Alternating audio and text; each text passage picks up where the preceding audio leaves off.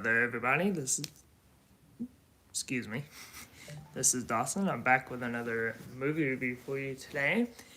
Today I'm going to be reviewing the fifth Final Destination movie, Final Destination 5, released in 2011, directed by Stephen Quayle. Probably butchered that name. And the film stars Nicholas D'Angelo, Emma Bell, Miles Fisher, David Keener, and Tony Todd. And this is the fifth installment in the Final Destination franchise. We are getting a sixth one this year, which I'm very excited for. And so I thought I'd finish up the reviews on Final Destination movies. So the plot of Final Destination 5, according to Wikipedia, is as follows. The film follows a young man who has a premonition and saves a group of people from death when a suspicion bridge begins to collapse. However, they soon learn that they cannot escape death's plan. And that's the basic plot of Final Destination 5. Well, Final Destination 5. This one, once again, was released in 3D. And this one was released in 2011. The last one came out in 2009. The Final Destination. Or 2000. So we had a pretty long time before we got another Final Destination movie. And if you remember in my review for The Final Destination, you might remember that I did not like that movie. And so going into Final Destination 5, I will say that Final Destination 5, while it's not the greatest movie, this is still a movie that I enjoy some of, and then there are some parts in it that I don't like. Let's get into what I do like about Final Destination 5. The biggest thing I can say about Final Destination 5 is I like the premonition. I like the bridge collapsing. I like the premonition. I think the premonition of this movie is way better than the premonition we got last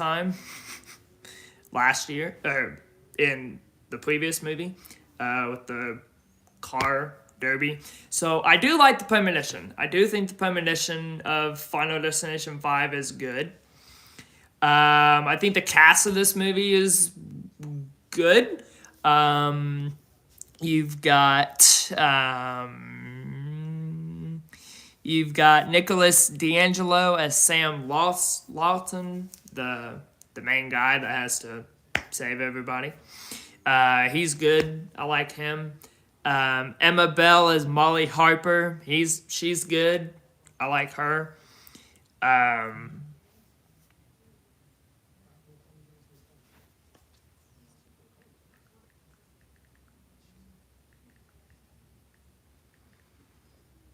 I like her. I thought she was great. Miles Fisher as Peter Friedkin. He's great. I like Miles Fisher. Jacqueline Woods as Olivia Castle. She's great, as always. We'll get to her death scene later, because I think her death scene is pretty good. You have P.J. Byrne, who I never thought would be in a Final Destination movie, but he's in here. He plays Isaac Palmer, a very pervy guy. He has a funny death scene in this movie. David Kushner, who I enjoy very much. He's in this movie.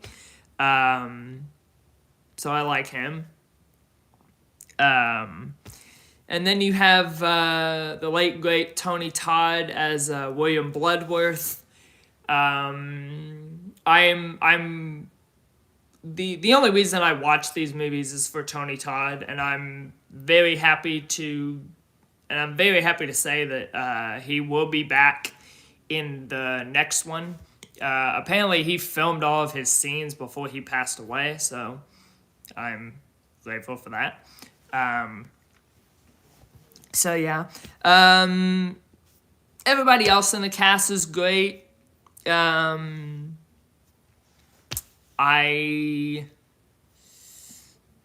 do think some of the death scenes in the movie are good.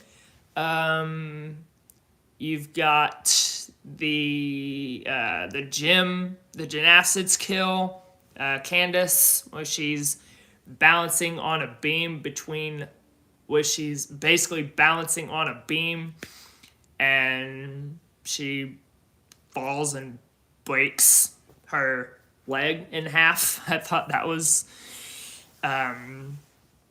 that kill was great. Everything leading up to that, where it's basically her balancing on a beam with a nail in front of her between her legs. You're like, that is a very scary scene. And then, of course, you get to her death. I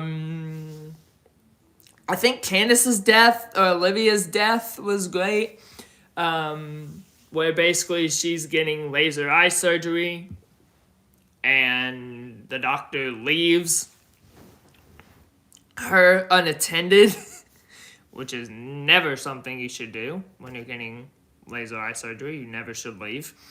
But she leaves, the doctor leaves, and then stuff happens, and then she falls out of a 2-story window, and her eye pops out. So I thought that was very unique.